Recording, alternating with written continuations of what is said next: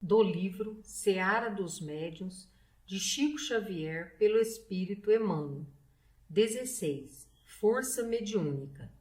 Reunião pública de 26/2/60, item 226, subitem 2. Considerando-se a força mediúnica como recurso inerente à personalidade humana, de vez que, dentro de grau menor ou maior, transparece de todas as criaturas, comparemo-la à visão comum. Efetuado o confronto, reconheceremos que, em essência, os olhos de um analfabeto, de um preguiçoso, de um malfeitor e de um missionário do bem não exibem qualquer diferença na histologia da retina. Em todos eles, a mesma estrutura e a mesma destinação. Imaginemos que fosse concedida aos 4 determinada máquina com vistas à produção de certos benefícios, acompanhada da respectiva carta de instruções para o necessário aproveitamento.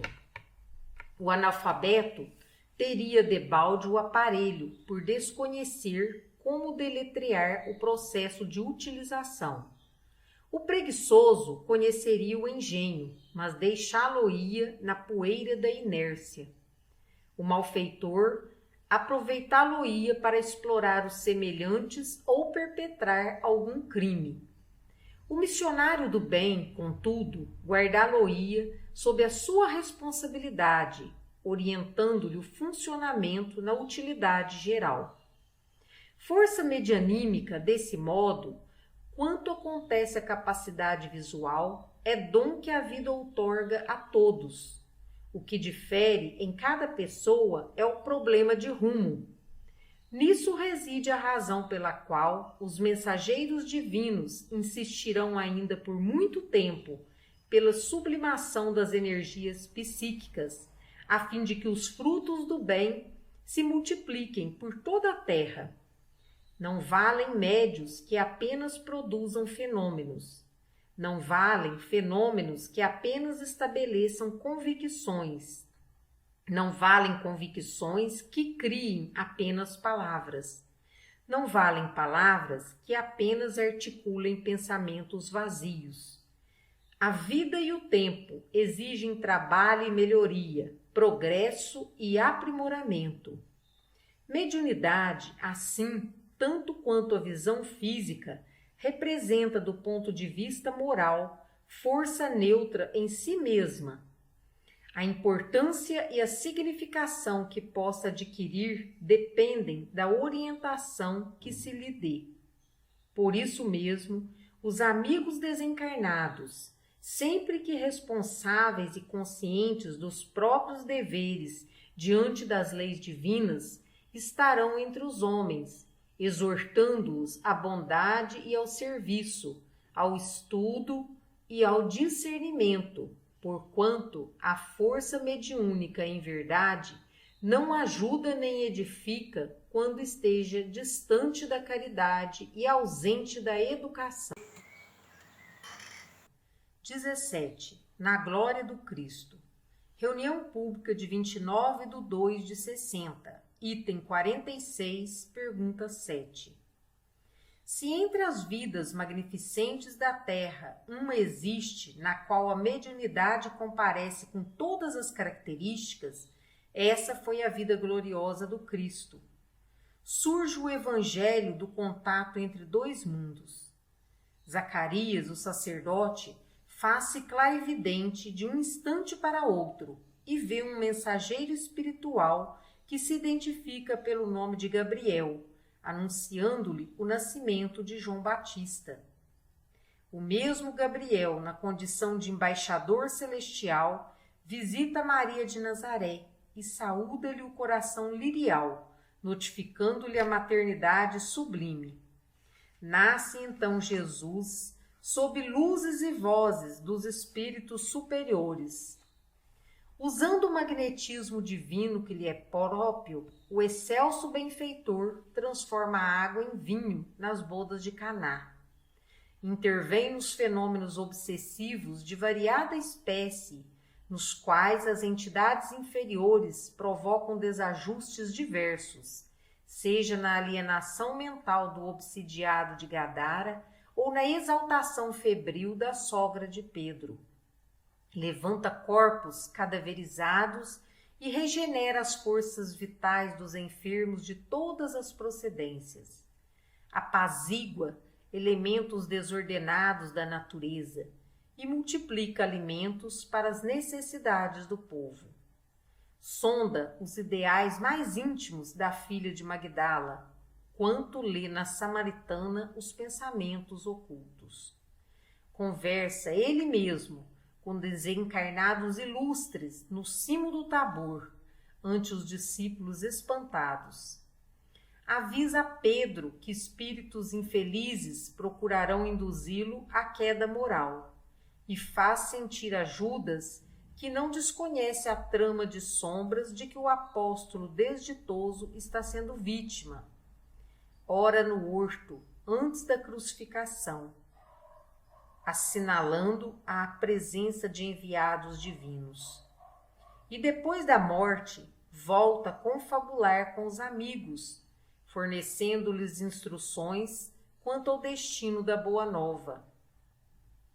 Reaparece plenamente materializado diante dos aprendizes no caminho de Emaús e mais tarde, em espírito, procura Saulo de Tarso nas vizinhanças de Damasco para confiar-lhe elevada missão entre os homens.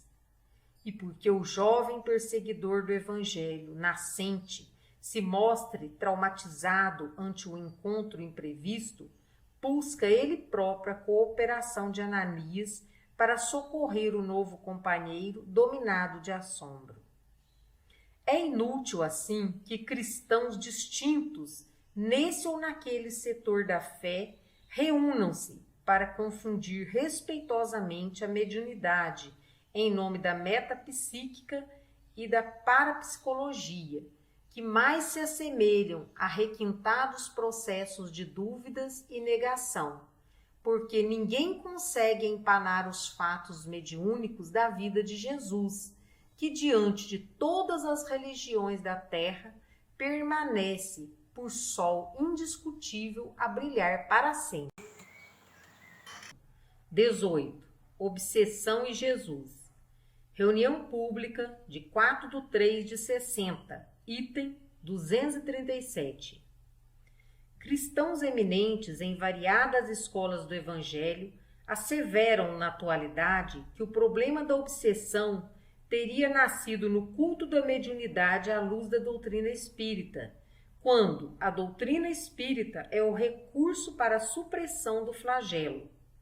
Malham médios, fazem sarcasmo, condenam a psicoterapia em favor dos desencarnados sofredores e, por vezes, atingem o disparate de afirmar que a prática medianímica estabelece a loucura.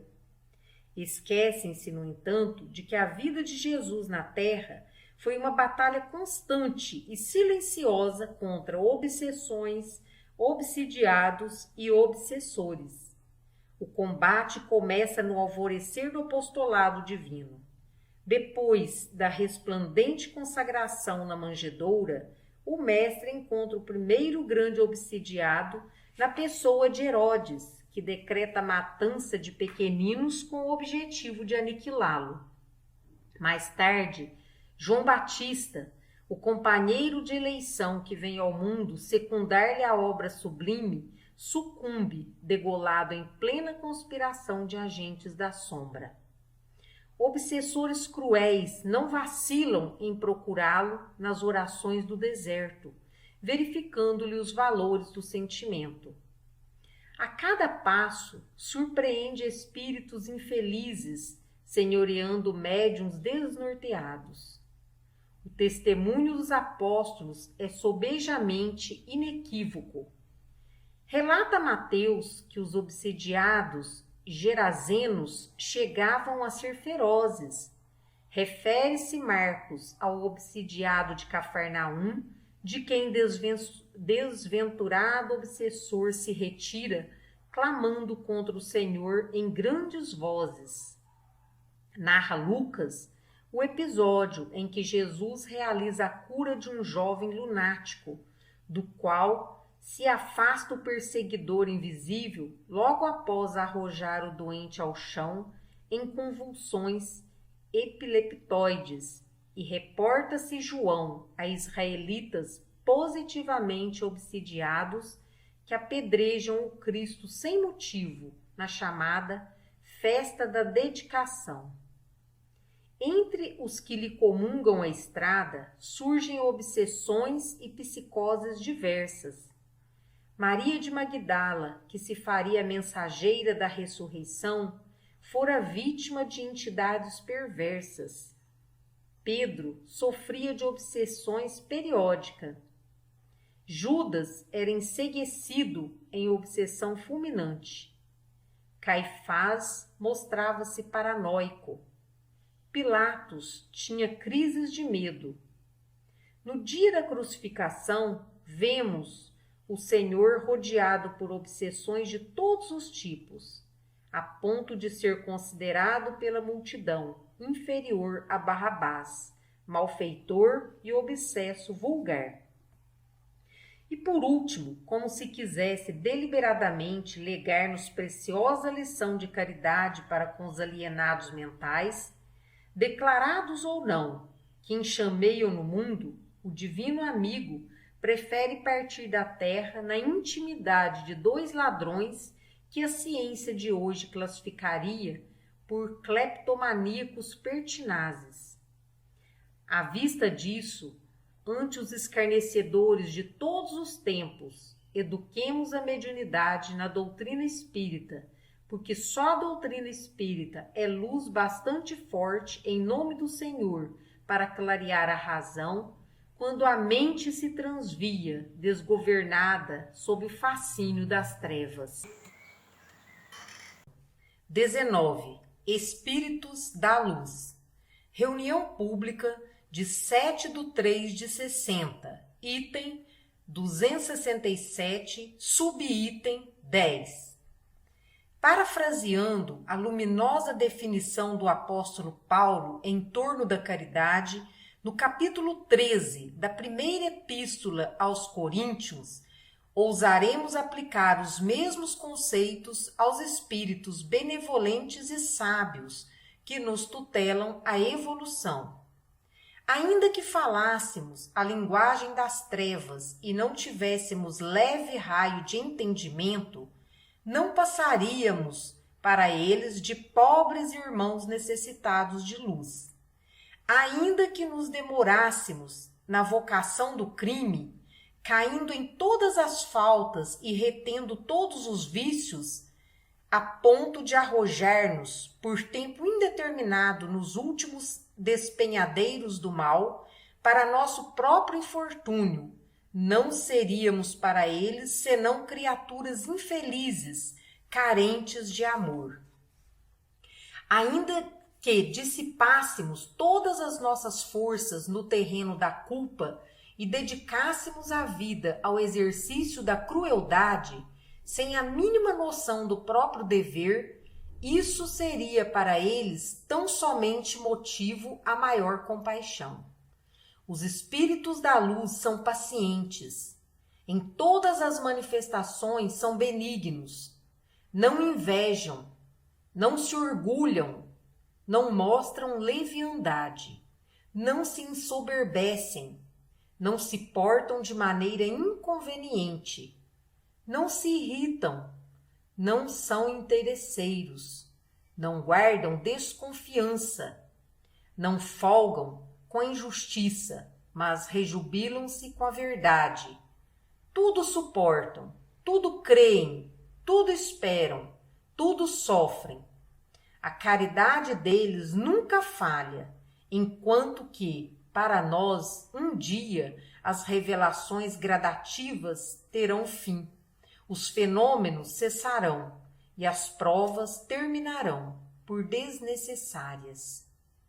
Por agora, de nós mesmos conhecemos em parte e em parte imaginamos, entretanto eles, os emissários do eterno bem acompanham-nos com devotamento perfeito, sabendo que, em matéria de espiritualidade superior, quase sempre ainda somos crianças, falamos como crianças, pensamos quais crianças e ajuizamos infantilmente.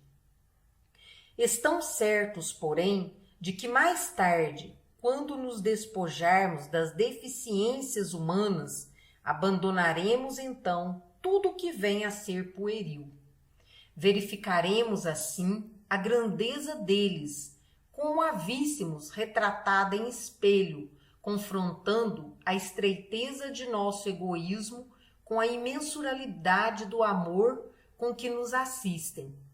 Conforta-nos, pois, reconhecer que, se ainda demonstramos fé vacilante, esperança imperfeita e caridade caprichosa, temos junto de nós a caridade dos mensageiros do Senhor, que é sempre maior, por não esmorecer em tempo algum.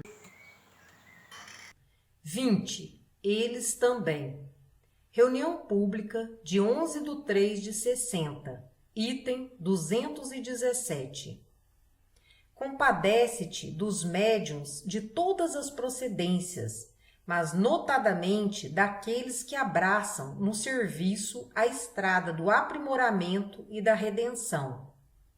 Sabes que a existência te pede o exato desempenho das próprias obrigações. Eles também. Compreendes que é preciso disciplinar o tempo, a fim de que não caias no descrédito de ti mesmo. Eles também. Não estimarias explorar a bolsa alheia, quando podes e deves viver à custa do próprio esforço. Eles também. Não ignoras que tentarias debalde ensinar a outrem o acesso à virtude sem base no bom exemplo, começando na tua própria casa. Eles também. Sofrerias, de certo, se alguém te exilasse do trabalho digno, lançando-te à zombaria e ao desapreço. Eles também. Não podes dar o tempo todo ao ideal, porquanto não te encontras livre de compromissos ante as rotas humanas. Eles também. Vives num corpo suscetível de queda na enfermidade, muita vez carecente de remédio e socorro, e sempre necessitado de higiene e alimentação. Eles também.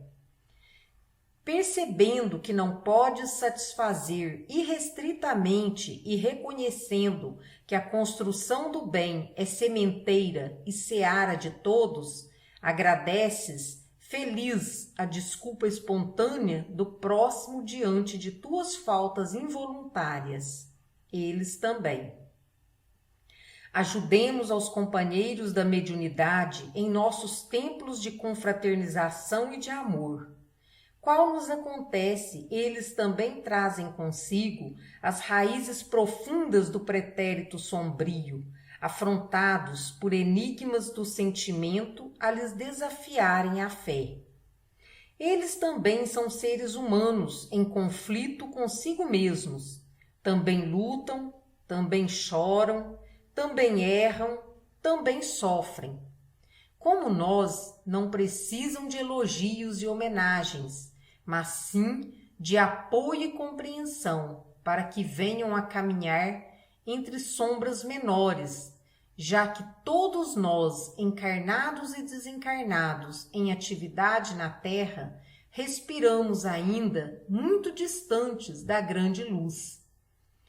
Auxiliemo-los, assim, na execução dos próprios deveres, dentro dos moldes da disciplina e da ordem, do trabalho correto e do respeito à consciência tranquila, que desejamos para nós mesmos, porque o fruto perfeito não é obra sublime, apenas da vigilância e da obediência da árvore, mas também do carinho e da paciência que brilham nas mãos do cultivador.